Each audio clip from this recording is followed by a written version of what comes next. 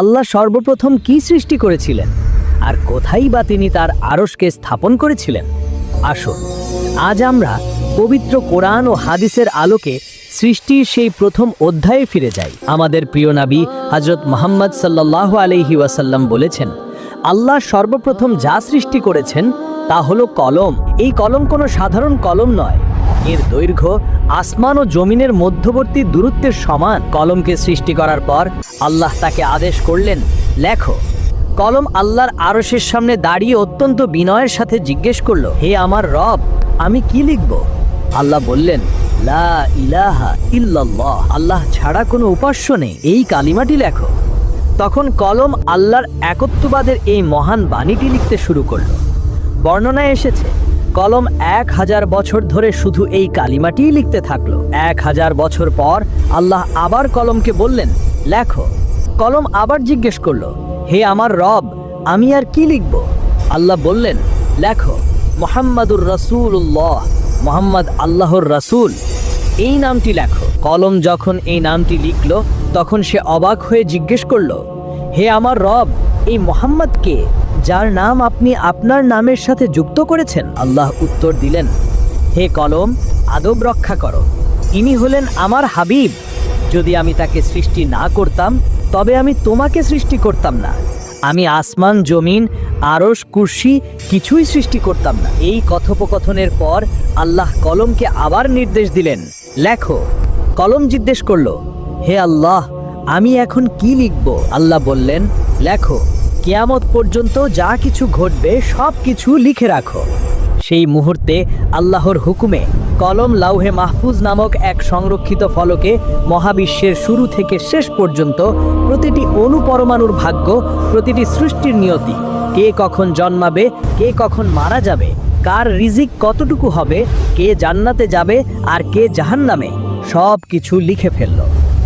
এই লাউহে মাহফুজ হলো আল্লাহর জ্ঞানের এক ভাণ্ডার, যা কারো পক্ষে পরিবর্তন করা সম্ভব নয়। এই প্রাথমিক সৃষ্টিগুলোর পর এবং আসমান জমিন সৃষ্টির আগেই আল্লাহ তার ইবাদত এবং এই বিশাল মহাবিশ্ব পরিচালনার জন্য এক বিশেষ আলোর তরি সৃষ্টিকে তৈরি করলেন, ফেরেশতাদের। নাবিজি বলেছেন, ফেরেশতাদেরকে নূর বা আলো থেকে সৃষ্টি করা হয়েছে। তাদের কোনো কামনা বাসনা নেই, তাদের কোনো ক্লান্তি নেই। তাদের একমাত্র কাজ হলো অবিরাম আল্লাহর প্রশংসা করা এবং তার দেয়া আদেশ পালন করা। তাদের সংখ্যা কত তা একমাত্র আল্লাহ ছাড়া আর কেউই জানে না। তাদের মধ্যে আল্লাহ বিভিন্ন দায়িত্ব বন্টন করে দিলেন।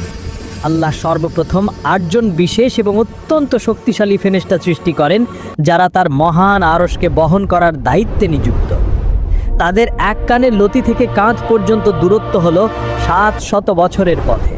এরপর আল্লাহ সৃষ্টি করেন তার প্রধান 4 ফেরেশতাকে, যারা মহাবিশ্বের সবচেয়ে গুরুত্বপূর্ণ দায়িত্বগুলো পালন করেন। জিব্রাইল আলাইহিস সালাম সকল ফেরেশতাদের নেতা, যার দায়িত্ব হলো নবীদের কাছে আল্লাহর বাণী পৌঁছে দেয়া। মিকাইল আলাইহিস সালাম, যার দায়িত্বে রয়েছে বৃষ্টি বর্ষণ এবং সকল সৃষ্টির জন্য রিজিক নিশ্চিত করা। ইসরাফিল আলাইহিস সালাম, যিনি কিয়ামতের দিন সিংগায় ফু দেওয়ার জন্য আল্লাহর আদেশের অপেক্ষায় আছেন। এবং আজরাইল আলাইহিস সালাম, অর্থাৎ মৃত্যুর ফেরেশতা, যার দায়িত্বে রয়েছে সকল প্রাণীর রূহ কবজ করা। এবং আরও অগণিত ফেরেশতা, যারা আসমান, জমিন, পাহাড়, পর্বত এবং মানুষের প্রতিটি কাজ পরিচালনার দায়িত্বে নিযুক্ত। ফেরেশতাদের সৃষ্টি এবং তাদের মধ্যে দায়িত্ব বন্টন করার পর আল্লাহ এই বিশাল মহাবিশ্বের নির্মাণ কাজ শুরু করেন। তিনি 6 দিনে আসমান ও জমিন সৃষ্টি করেন। রবিবার এবং সোমবার, এই 2 দিনে আল্লাহ পৃথিবী সৃষ্টি করেন। তখন পৃথিবী ছিল আজকের মতো স্থির নয়, এটি পানির উপর থর থর করে কাঁপছিল এবং টলমল করছিল। পৃথিবীর এই অবস্থা দেখে ফেরেশতারা আল্লাহর কাছে আরজ করলেন, হে আল্লাহ, এই টলমল করা পৃথিবীর উপর আপনার বান্দারা কিভাবে বসবাস করবে? তখন আল্লাহ পৃথিবীকে স্থির করার জন্য মঙ্গলবার দিন পৃথিবীতে বিশাল বিশাল পাহাড় পর্বত স্থাপন করলেন।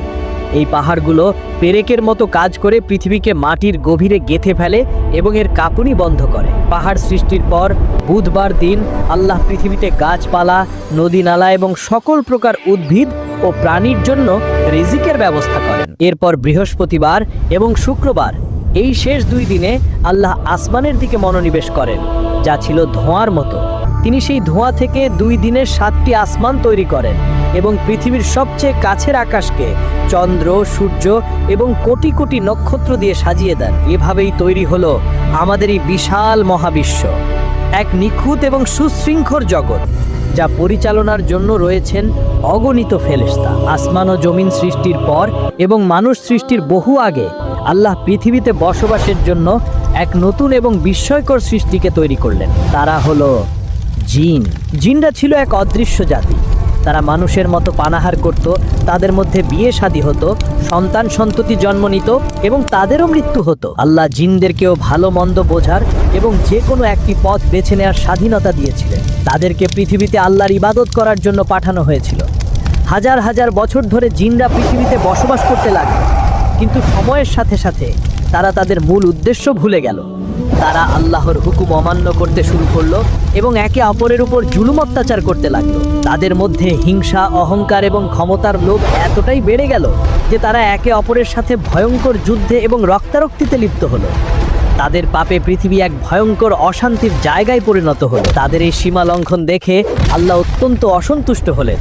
তিনি আসমান থেকে ফেরেশতাদের এক বিশাল বাহিনী পাঠালেন সেই দুষ্ট জিনদেরকে দমন করার জন্য। ফেরেশতারা পৃথিবীতে নেমে এসে সেই পাপাচারী জিনদের সাথে যুদ্ধ করলেন। তারা বেশিরভাগ জিনকে হত্যা করলেন এবং বাকিদের তাড়িয়ে সমুদ্রের গভীরে এবং দূর দূরান্তের দ্বীপগুলোতে পাঠিয়ে দিলেন। সেই যুদ্ধের সময় ফেরেশতারা দেখলেন জিনদের মধ্যে এক ছোট্ট শিশু রয়েছে যা অন্যদের চেয়ে ভিন্ন ছিল। তার নাম ছিল আজাজিল। সে ছিল অত্যন্ত সুন্দর এবং তার মধ্যে জ্ঞানের এক বিশেষ প্রতিভা ছিল। ফেরেশতারা তাকে দয়া করে হত্যা না করে আল্লাহর হুকুমে তাকে সাথে করে আসমানে নিয়ে গেলেন। আসমানে ফেরেশতাদের সাথে থেকে আজাজিল আল্লাহর ইবাদতে নিজেকে এমনভাবে ডুবিয়ে দিল যে তার জ্ঞান এবং মর্যাদা দিনে দিনে বাড়তেই থাকলো। সে হাজার হাজার বছর ধরে এত ইবাদত করলো যে তার ইবাদতের খ্যাতি সকল ফেরেশতাদের ছাড়িয়ে গেল। আল্লাহ তার ইবাদতে খুশি হয়ে তাকে সম্মানিত করলেন। তাকে প্রথম আসমানের নেতা বানিয়ে দেয়া হলো, এরপর দ্বিতীয়, তৃতীয়, এভাবে সে সকল আসমানের ফেরেশতাদের নেতা এবং শিক্ষকের মর্যাদা লাভ করল। তার নতুন নাম হলো ইবলিস। সে এতটাই সম্মানিত ছিল যে আল্লাহর আরশের চারপাশে যে মহান ফেরেশতারা থাকেন তাদের সাথেও তার ওঠা বসা ছিল। কিন্তু তার অন্তরের গভীরে তার সেই আগুনের তৈরি অহংকার তখনও লুকিয়ে ছিল। পৃথিবীকে জিনদের বিপর্যয় থেকে মুক্ত করার পর আল্লাহ ফেরেশতাদের একত্রিত করলেন এবং তার সেই ঐতিহাসিক ঘোষণাটি দিলেন। তিনি বললেন, আমি পৃথিবীতে একজন খলিফা বানাতে চলেছি। এই ঘোষণা শোনার সাথে সাথেই ফেরেশতাদের মনে জিনদের সেই ভয়ঙ্কর রক্তারক্তির স্মৃতি ভেসে উঠল। তারা অত্যন্ত বিনয়ের সাথে জিজ্ঞেস করলেন, হে আমাদের রব, আপনি কি পৃথিবীতে এমন কাউকে বানাবেন যে সেখানে গিয়ে আবার অশান্তি সৃষ্টি করবে আর একে অপরের সাথে রক্তপাত করবে? অথচ আমরা তো সব সময় আপনার প্রশংসা এবং পবিত্রতা বর্ণনা করছি। আল্লাহ উত্তর দিলেন, নিশ্চয় আমি যা জানি তোমরা তা জানো না। এই একটি বাক্যই আল্লাহ বুঝিয়ে দিলেন যে তিনি এমন এক জাতিকে সৃষ্টি করতে চলেছেন যার মর্যাদা এবং উদ্দেশ্য হবে ফেরেশতাদের ধারণারও বাইরে। তারপর শুরু হলো মানব জাতির প্রথম সদস্যকে তৈরি করার সেই ঐতিহাসিক প্রক্রিয়া। আল্লাহ প্রথমে হযরত জিব্রাইল আলাইহিস সালামকে পৃথিবীতে পাঠালেন মাটি সংগ্রহ করার জন্য। হযরত জিব্রাইল আলাইহিস সালাম যখন পৃথিবীতে এসে মাটি তুলতে গেলেন তখন জমিন আল্লাহর কাছে ফরিয়াদ করে বলল, হে জিব্রাইল, আমি আল্লাহর নামে তোমার কাছে আশ্রয় চাই।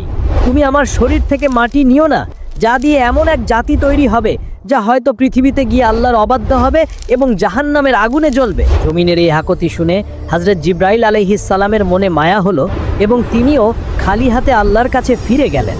এরপর আল্লাহ হযরত মিকাইল আলাইহিস সালামকে পাঠালেন। তিনিও যখন পৃথিবীতে এসে মাটি তুলতে গেলেন তখন জমিন তার কাছেও একই রকম ফরিয়াদ করলো। তার মনেও দয়া হলো এবং তিনিও খালি হাতে ফিরে গেলেন। অবশেষে আল্লাহ পাঠালেন মৃত্যুর ফেরেশতা হযরত আজরাইল আলাইহিস সালামকে, যার অন্তর ছিল আল্লাহর আদেশের প্রতি অত্যন্ত কঠোর। তিনি যখন পৃথিবীতে এসে মাটি তুলতে গেলেন তখন জমিন তার কাছে আল্লাহর নামে ফরিয়াদ করলো, কিন্তু আজরাইল আলাইহিস সালাম উত্তর দিলেন, আমিও আল্লাহর নামে আশ্রয় চাই। তার হুকুম অমান্য করে খালি হাতে ফিরে যাওয়া থেকে আমি আল্লাহর আদেশ পালন করতে এসেছি। এই বলে তিনি জমিনের কোনো আকুতি না শুনে পৃথিবীর বিভিন্ন প্রান্ত থেকে বিভিন্ন ধরনের মাটি সংগ্রহ করলেন। কোথাও থেকে কালো মাটি, কোথাও থেকে সাদা, কোথাও থেকে লাল, কোথাও থেকে নরম মাটি, আবার কোথাও থেকে শক্ত মাটি। এই বিভিন্ন রঙের মাটির কারণেই পৃথিবীতে মানুষের গায়ের রং এবং স্বভাব চরিত্র ভিন্ন ভিন্ন হয়। এরপর সেই মাটিগুলোকে জান্নাতের পানিতে মেশানো হলো। দীর্ঘ সময় ধরে সেই মাটির মিশ্রণটিকে একটি নির্দিষ্ট অবস্থায় রাখা হলো, যতক্ষণ না তা শুকিয়ে কাদার মতো হলো। এরপর শুরু হলো সেই ঐতিহাসিক মুহূর্ত। স্বয়ং আল্লাহ তার দুই পবিত্র হাত দিয়ে সেই মাটি দিয়ে হযরত আদম আলাইহিস সালামের এক সুন্দর মানবাকৃতির মূর্তি তৈরি করলেন। দীর্ঘ 40 বছর ধরে সেই নিষ্প্রাণ মাটির মূর্তিটি জান্নাতের এক জায়গায় পড়ে রইল। সেই সময়ে ফেরেশতারা সেই মূর্তির পাশ দিয়ে যাওয়ার সময় অবাক হয়ে দেখতেন এবং আল্লাহর সৃষ্টির প্রশংসা করতেন। কিন্তু একজন ছিল যে এই মাটির মূর্তিকে দেখে হিংসা এবং অহংকারে জ্বলে পুড়ে যাচ্ছিল। সে ছিল ইবলিস। সে মূর্তির কাছে এসে লাথি মারত এবং এর ভেতরে ঢুকে দেখত যে এটি ভেতর থেকে ফাঁপা। সে তখন থেকেই বুঝতে পেরেছিল যে এই সৃষ্টি হয়তো দুর্বল প্রকৃতির হবে। তার অন্তরে তখন থেকেই আদম আলাইহিস সালামের প্রতি এক তীব্র ঘৃণা আর অহংকার জন্ম নিয়েছিল। সে মনে মনে ভাবছিল, আমি আগুনের তৈরি আর এ হলো মাটির তৈরি, আমি এর চেয়ে সেরা। অবশেষে সেই 40 বছর পর আল্লাহ সেই নিষ্প্রাণ মাটির মূর্তিটিতে তার পক্ষ থেকে রূহ বা আত্মা ফুঁকে দিলেন। রূহ যখন হযরত আদম আলাইহিস সালামের মাথার দিক থেকে প্রবেশ করতে শুরু করলো, তখন তিনি হাঁচি দিলেন এবং আল্লাহর শেখানো বাক্য বললেন, আলহামদুলিল্লাহ। উত্তরে আল্লাহ বললেন, ইয়ারহামুকাল্লাহ, আল্লাহ তোমার উপর রহম করুন। এটাই ছিল মানব ইতিহাসের প্রথম কথোপকথন। রূহ যখন তার সারা শরীরে ছড়িয়ে পড়ল, তখন নিষ্প্রাণ মাটির মূর্তিটি হয়ে উঠল এক জীবন্ত রক্তমাংসের মানুষ, আমাদের আদি পিতা হযরত আদম আলাইহিস সালাম।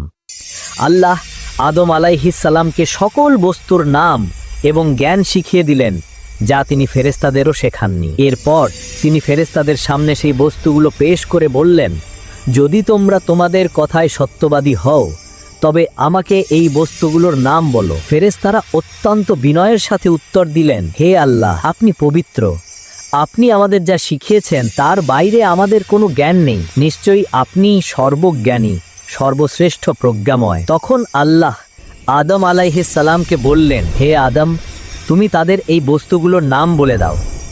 আদম আলাইহিস সালাম যখন সকল বস্তুর নাম সঠিকভাবে বলে দিলেন, তখন আল্লাহ ফেরেশতাদের বললেন, আমি কি তোমাদের বলিনি যে আমি আসমান ও জমিনের সকল অদৃশ্যের খবর জানি এবং তোমরা যা প্রকাশ করো ও যা গোপন করো তার সব কিছুই আমি জানি। এভাবেই আল্লাহ ফেরেশতাদের সামনে আদম আলাইহিস সালামের শ্রেষ্ঠত্বকে প্রতিষ্ঠা করলেন।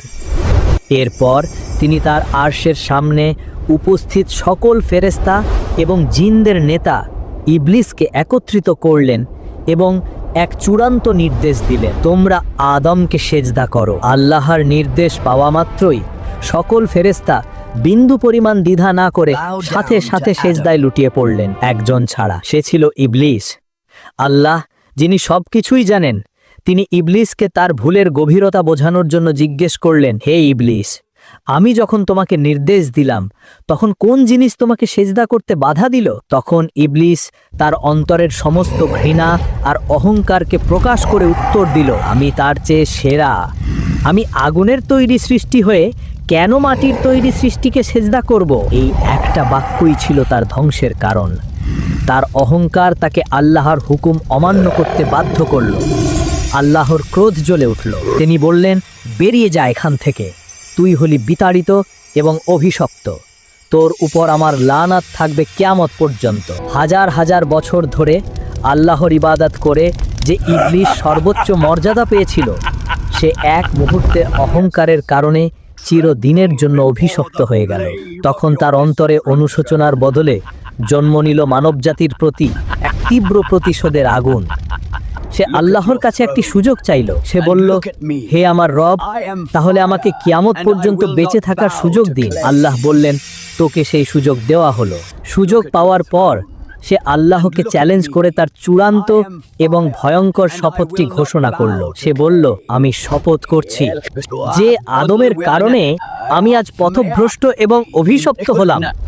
আমি শপথ করছি আমি এই মানুষগুলোকে বিভ্রান্ত করার জন্য তাদের সোজা পথের উপর ফাঁদ পেতে বসে থাকব। আমি তাদের কাছে আসব, তাদের সামনে থেকে তাদের পেছন থেকে, তাদের ডান দিক থেকে এবং তাদের বাম দিক থেকে। আমি তাদের মনে লোভ, হিংসা, অহংকার আর অশ্লীলতার বীজ বুনে দেব। আমি দুনিয়াকে তাদের চোখে এত সুন্দর আর আকর্ষণীয় করে তুলে ধরব যে তারা আখিরাতকে ভুলে যাবে। আর আপনি তাদের বেশিরভাগকেই আপনার শুকরিয়া আদায়কারী বা কৃতজ্ঞ বান্দা হিসেবে পাবেন না। মহান আল্লাহ, যিনি সবকিছুই জানেন, তিনি তার এই চ্যালেঞ্জ গ্রহণ করলেন। তিনি উত্তর দিলেন, বেরিয়ে যায় এখান থেকে, তোর এবং তোর অনুসারীদের, অর্থাৎ যেই তোর পথ অনুসরণ করবে তাদের সবাইকে দিয়ে আমি অবশ্যই জাহান্নাম পূর্ণ করব। কিন্তু মনে রাখিস, আমার খাঁটি বান্দাদের উপর তোর কোনো ক্ষমতা থাকবে না। এভাবেই শুরু হলো মানবজাতি এবং শয়তানের মধ্যকার চিরস্থায়ী এক লড়াইয়ের, যে লড়াই আজও আমাদের প্রত্যেকের জীবনের প্রতিটি মুহূর্তে চলছে। আল্লাহ হযরত আদম আলাইহিস সালামকে জান্নাতে থাকার অনুমতি দিলেন। জান্নাত হলো এমন এক শান্তির জায়গা যার সৌন্দর্য এবং নিয়ামত মানুষ কখনো কল্পনাও করতে পারবে না। কিন্তু সেই বিশাল জান্নাতে এত নিয়ামতের মাঝেও আদম আলাইহিস সালাম একাকিত্ব অনুভব করছিলেন। তার মনে হচ্ছিল যেন তার একজন সঙ্গীর প্রয়োজন, যার সাথে তিনি কথা বলতে পারেন, যার কাছে তিনি শান্তি খুঁজে পেতে পারেন। এই তার একাকিত্ব দূর করার জন্য আল্লাহ এক আশ্চর্য এবং সুন্দর ঘটনা ঘটালেন। যখন আদম আলাইহিস সালাম ঘুমিয়েছিলেন, তখন আল্লাহ তার বাম পাজরের একটি বাঁকা হাড় থেকে তার সঙ্গিনী হযরত হাওয়া আলাইহিস সালামকে সৃষ্টি করলেন। ঘুম থেকে উঠে আদম আলাইহিস সালাম তার পাশে অপূর্ব সুন্দর একজন নারীকে বসে থাকতে দেখে অবাক হলেন। তিনি জিজ্ঞেস করলেন, তুমি কে? তিনি অত্যন্ত মিষ্টি সুরে উত্তর দিলেন, আমি একজন নারী। আদম আলাইহিস সালাম জিজ্ঞেস করলেন, তোমাকে কেন সৃষ্টি করা হয়েছে? তিনি উত্তর দিলেন, যাতে আপনি আমার কাছে শান্তি খুঁজে পান। এভাবেই শুরু হলো পৃথিবীর প্রথম মানব মানবীর ভালোবাসার গল্প। তারা দুজনে জান্নাতে পরম শান্তিতে বসবাস করতে লাগলেন। সেখানে কোনো চিন্তা ছিল না, কোনো দুঃখ ছিল না, কোনো ক্ষুধা বা ক্লান্তি ছিল না। তারা যা চাইতেন তাই পেতেন। জান্নাতের পাখিরা তাদের জন্য গান গাইত, নহরগুলো তাদের জন্য বয়ে যেত। আল্লাহ তাদের দুজনকে বললেন, তোমরা দুজনে এই জান্নাতে যেখানে ইচ্ছা ঘুরে বেড়াও, যা ইচ্ছা খাও, কিন্তু ওই যে একটি গাছ দেখছো, ওই গাছটির কাছেও যেও না এবং এর ফল খেও না। যদি তোমরা তা করো, তাহলে তোমরা নিজেদের উপর অত্যাচারীদের অন্তর্ভুক্ত হয়ে যাবে। জান্নাতের অফুরন্ত সুখের মাঝেও তাদের জন্য ছিল একমাত্র নিষেধাজ্ঞা, একমাত্র পরীক্ষা। আর সেই পরীক্ষাকে কেন্দ্র করেই জান্নাতের বাইরে লুকিয়ে থাকা তাদের চিরশত্রু ইবলিস তার সেই ভয়ঙ্কর শপথ পূরণ করার জন্য তার প্রথম এবং সবচেয়ে মারাত্মক চালটি চালার জন্য প্রস্তুতি নিচ্ছিল। কিভাবে ইবলিস জান্নাতে প্রবেশ করল, কিভাবে সে আদম ও হাওয়াকে সেই নিষিদ্ধ ফল খাওয়ার জন্য প্ররোচিত করল, আর সেই একটা ভুলের কারণেই বা তাদের পরিণতি কি হয়েছিল, এবং কিভাবে পৃথিবীতে মানবজাতির সূচনা হলো, এই অবিশ্বাস্য এবং শিক্ষণীয় কাহিনী আমরা জানব পরের পর্বে। এই মহাকাব্যিক সিরিজ যদি আপনার ভালো লেগে থাকে, তাহলে অবশ্যই ভিডিওটিতে একটি লাইক দিন এবং কমেন্ট করে জানান কোন অংশটি আপনার হৃদয়কে সবচেয়ে বেশি স্পর্শ করেছে। পরের পর্বটি কিন্তু এর থেকেও অনেক বেশি আকর্ষণীয় হতে চলেছে। তাই সেই পর্বটি সবার আগে দেখার জন্য এখনই চ্যানেলটি সাবস্ক্রাইব করে বেল আইকনটি অন করে দিন। আপনার বন্ধুদের সাথে শেয়ার করতে একদম ভুলবেন না, যাতে তারাও এই জ্ঞান লাভ করতে পারে।